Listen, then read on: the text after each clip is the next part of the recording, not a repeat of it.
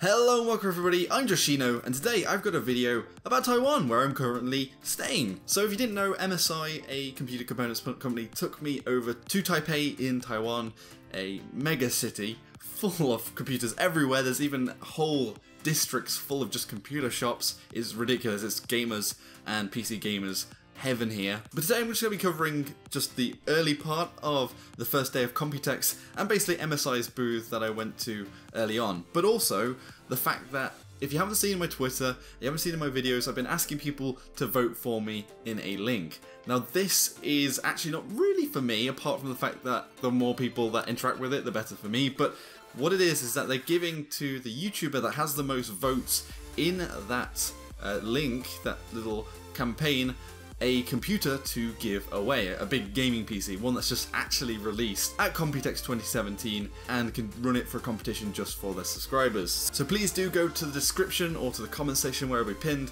and click on that link, and basically all you do is go to all of my Joshino, where you can see my face, social media posts, and put a heart button on them, and I think the highest post will be the winner, but it might be that they look at all the votes across all of the posts. Not 100% sure there. What's up for grabs is this new desktop called Infinite A. It's MSI's latest dip into the pre-built systems and making something that looks both sleek but is very functional and can be taken anywhere. Without just jumping into the specs straight away, on the front there is a LED panel, and basically the light ripples down to the bottom and it can be set to a multicolored pattern. It just looks pretty damn cool. It's almost like a circuit board just running down the front of the PC chassis. So the basics and specs of this Infinite A, and I'm not sure which one we're giving away with MSI, but to be honest, any of them are going to be able to play most games at 1080p, and then in the highest rig probably at 4K. So there's two options for CPUs. There's an i7 7700 and an i5 7400. Now these aren't the overclocked versions, but it's probably because this is an all-in-one system. It's just somebody wants to basically have a system ready to go out of the box and probably isn't going to do much tweaking with it. But the side panel is easily taken off. Everything can be upgraded if you do in the future want to do an upgrade and keep basically the chassis and everything like that. It's on the Intel B250 motherboard, which can have one M.2 SSD, up to 3 2.5-inch hard drives or SSDs, and 2 3.5 hard drives that can fit in those bays. It's also got 4 DDR4 slots that go up to 64 gigabytes. It's usual fare, but the 3 GPU options are a GTX 1080, a GTX 1070, and a GTX 1060. Again, I'm not sure which one we're giving away. Hopefully it's a 1080. But it could just be the 1060. The audio is an HIMIC 2 Plus with audio boost, and that's on like an audio chip on the motherboard. That's always been quite good with me, that I'm using the M5 at the moment. And it comes with a Bronze Plus certified PSU, which is a power supply, which is always nice. And sometimes with all-in-one systems, you get a cheap PSU, so it's always something to look out for if you're going to go for one of those. Basically, I see the pre-built for people that may have the money anyway, they just don't really want to bother with building, they want just everything to work out of the box. Then pre-built might be for you, even though I do think there is some joy in building your own system too. Just worth mentioning is that it's got this silent storm cooling, and there's some philosophy in how the desktop is split up. So the GPU is actually separate from the motherboard and is vertical. It's partly reinforced so that if you're carrying the motherboard, because these bigger GPUs are a bit wobbly, that there might be some damage, although I'm not sure how big of a deal that is. But the bigger issue is pushing heat into the case, and the idea here is that this is separated off in a GPU chamber where heat is pushed out of the system and around, because there's a panel on the side, but it's lifted off. It's on stands, and there's basically a gap where the air will come out. And I think the idea is that the GPU will throttle out of the side of the case where this gap is, rather than pushing it back into the CPU chamber, which is above, because it's almost separated into blocks where there's the GPU and then the CPU above, and the CPU fan, which is all silent storm cooling.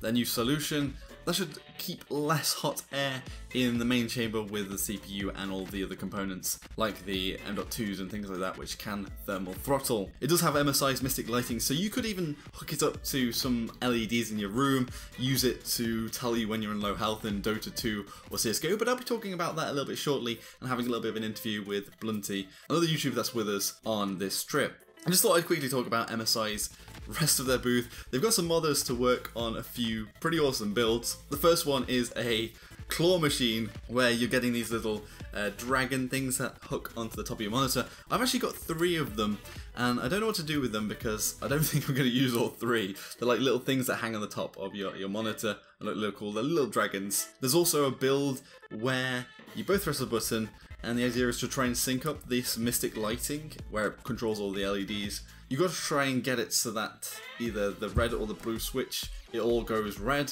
including the motherboard, and like there's a big, almost like roulette wheel sort of thing with LEDs, or blue if you're the blue team. And I think the idea there was you got a prize if you were the one that it synced to. There are also a lot of VR stuff. There's a gun game one, and also a racing car VR system that they had rigged up, but it's pretty cool because they actually had MSI sort of Formula 1 cars that you sat in when you were in this VR experience. There's lots of other tech. There were lots of really slim pre-built systems as well, almost the size of consoles, which I think could really take off in mind of things like Steam machines and things like that, where people are basically just buying a system to play games on, maybe even playing them on their TV, but they don't want a massive box being just slammed into their living room or their play den, wherever they're going to put their gaming system. But there's like really tiny systems with some pretty powerful components in there. They also had all of the new X299 boards, which are for the new chipset that Intel have just released. And they were all rigged up onto the wall panel and had assortments of LEDs lighting up. Some of them had new M.2 shielding. Idea is to try and stop the thermal throttling. Quite a few of the models did. And it was quite funny because at that time, when we saw it in the morning, these chips from Intel hadn't been announced yet because Intel's press release was later that day.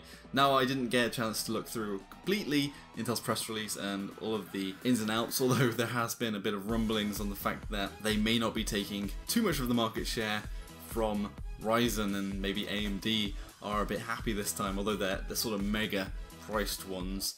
The price chips are still going to be for the people that have the money and just want the fastest of the fastest, but we'll just have to see on that one. There's no hard benchmarks or speed tests just yet. It'll be interesting to see whether some of the 6 cores will have any impact on gaming at all, or perhaps even streaming, taking on from other chips that have been popular in the past. Anyway, that's pretty much me for now. Remember to vote, folks, and also just check out all this stuff. And also, I have a vlog coming of the whole trip because we've had quite a few days where we've been left to our own devices. We've been around temples, we've been into districts where it's full of computers, districts where it's full of cameras. It's just pretty crazy here and pretty damn awesome. Also, I've been up Taipei 101, which is like one of the tallest buildings in the world with the fastest elevator in the world. Literally goes at 600 meters per minute. It's pretty insane. But if you do want to see that, then be sure to hit that subscribe button because it'll be out very shortly. If you enjoyed the video, be sure to hit that like button. Comment with anything you'd like to see from me in Taipei, and I'll see you all next time. Joshino.